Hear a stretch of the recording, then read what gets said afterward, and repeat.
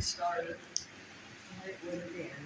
All these openings were boarded up. The doors and windows of screening all put in much later, but these windows are the type they would have had. They're counterweighted sash windows made to open up past the top of the window into a space above, so they open all the way they can walk through.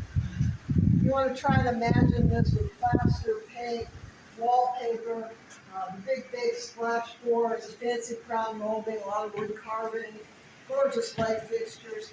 This floor, black and white marble sills. 7 marble statues in niches. There's a niche here, there's one above, one at the top of the steps. 4 more in the rotunda, those were going to be the 4 seating. The 7 statues were shipped out of Europe and lost in the fire.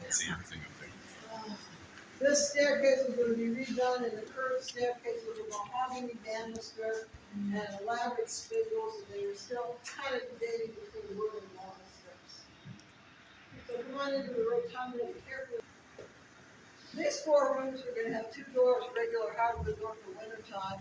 Big arch off to the side was for a pocket louver door, so they could have a door but still have airflow in the summertime. The second bathroom is the bedroom for the boys and the back staircase, and there's a solarium in the observatory.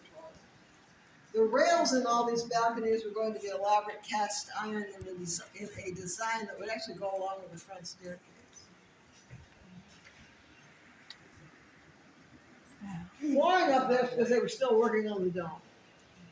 Had it been finished, all that flooring would have been removed and you'd have an unobstructed view of the dome with a fresco. This floor was supposed to be a colorful tile in an 8-sided star with thick glass over these holes to allow the light to go through. But they were open holes to an unfinished house. So they covered them with these window boxes. Now the one in the middle has mirrors in it now, so in case there's somebody who can't look up.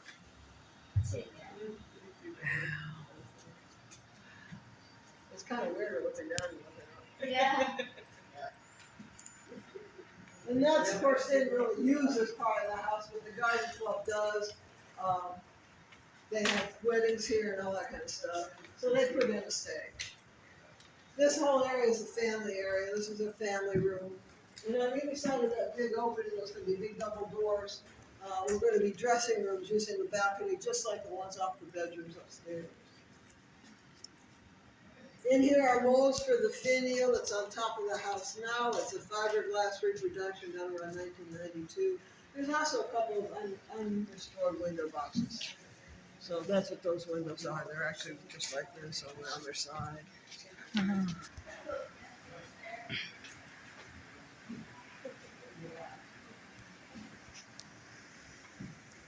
That's the dumbwaiter shaft. The brickwork on that side has space in it for the pool, which actually go into the wall and then come back to the dumbwaiter. Bedrooms are just above here, possibly their bedrooms. So of course this doesn't stop here. This stops in the bedroom. Of course. 150,000 bricks in this house. They are made here on property. They're fire brick. They're slave-made men and boys. Making their own bricks, they made some where one of the short sides is pointed. So it actually has an extra side. And that's for this angle. Wood blocks are the door frames to attach the woodwork. The arch part is storage. So now the inside walls are basically solid. They're 16 inches. The outside's a double brick wall. It's 27 inches with a 5-inch air pocket. This is not only for air insulation and gas pipes, but because they weren't going to have shutters winging out, they made that air packet big enough for pocket shutters. Come on out. Oh, that's happening. All right.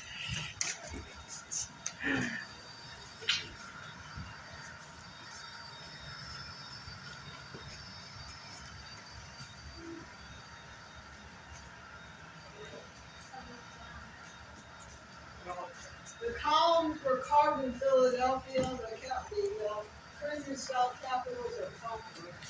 They were sent down in pieces and put together here. There's over 100 of these columns that cost them $17 a piece. Ah. $17. Now these openings are all centered except that one, and that's because they needed to make room for an outside staircase for the slaves. The mound was already here. They planted 6 live oaks on it, intending to put a gazebo in the center. Where the bus is, that's the carriage house. That was here with the 1820s house. We have a display in there including to this period. The other brick building is a slave quarter. That's where they lived when you were in this house. That was intended for 32 slaves.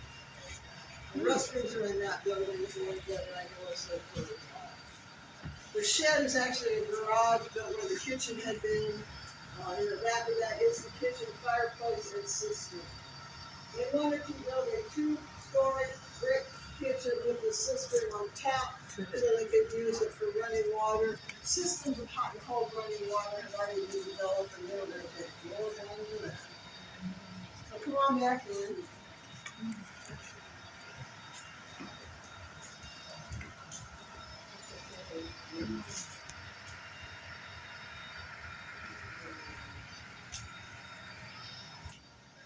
Crates in there were sent by Lily to Julia out of New York to the forest plantation. They brought those girls back to this house.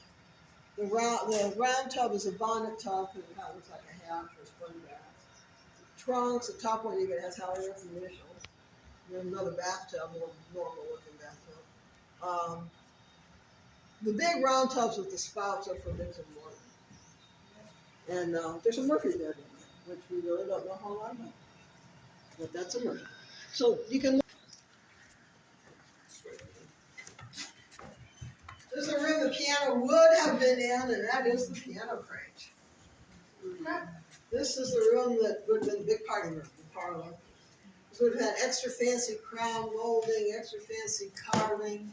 Of course, the floors up here would have been hard of pine. This floor could have had wall-to-wall carpeting, which was done back then in 27-inch strips and cat roof flooring to take it up your pants.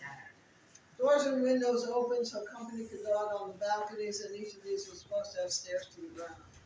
The concept for this house is people are all over it. They did entertain downstairs. They entertained Union officers downstairs. But after Helen died, she couldn't afford to be part of that anymore. Her social life stopped.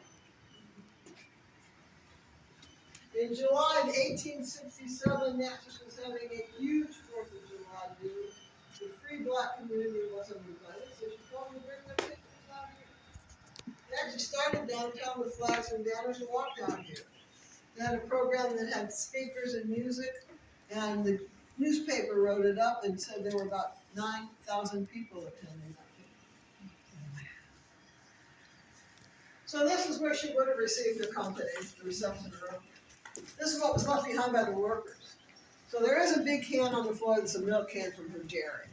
But there's also kerosene cans, miter boxes, nail kegs, more kerosene cans on the table, paint cans, which are fairly recognizable, lots of barrels, a bucket, the brick hog, the mortiser. Now the big door in there was used on the front of this house at one time, but it does come from a building that's no longer here. Second floor.